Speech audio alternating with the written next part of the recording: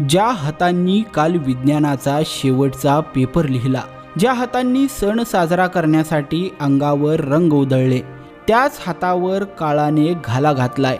आनंदाने रंग खेळायला गेलेला तरुण पुन्हा कधीच घरी परतणार नाही, या कल्पनेनंच सोलापूरवर आज शोककळा पसरलेली आहे। नियतीनं एका हसत्या खेळत्या कुटुंबाचा आधार हिरावून घेतलाय। सोलापूरच्या मिलिंद नगरमधील रहिवासी असलेला 17 वर्षीय अनिकेत केवळ बाबरे याच्या मृत्यूने संपूर्ण परिसरात हळहळ व्यक्त केली जातीये। अनिकेत चंडक महाविद्यालयात विज्ञान शाखेत शिक्षण घेत होता। शनिवारीच त्याचा शेवटचा विज्ञानाचा पेपर झालेला होता। परीक्षेचा ताण हलका करण्यासाठी आणि रंगपंचमीचा आनंद साजरा करण्यासाठी तो रविवारी घराबाहेर पडला। मिळालेल्या माहितीनुसार दुपारच्या वेळी अनिकेतनं मित्रांसोबत रंग खेळायला जातो असं सांगून घर सोडलं।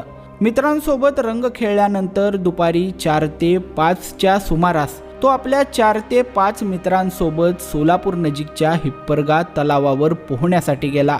तलावात उडी मारल्यानंतर अनिकेतला पाण्याचा अंदाज न आल्याने तो खाली अडकला आणि त्याचा पाण्यात बुडून मृत्यू झाला।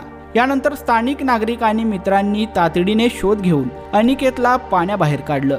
त्याला तातडीने खाजगी रुग्णालयात दाखल करण्यात आलं, मात्र दुर्दैवाने उपचारापूर्वीच डॉक्टरांनी त्याला मृत घोषित केलं होतं।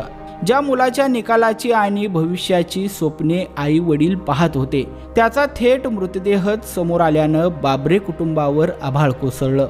सण उत्सवाच्या आनंदात अशा दुर्घटना टाळण्यासाठी जलाशयांच्या ठिकाणी विशेष काळजी घेणं गरजेचं आहे। हीच बाब ही दुःखद घटना अधोरेखित करते आहे।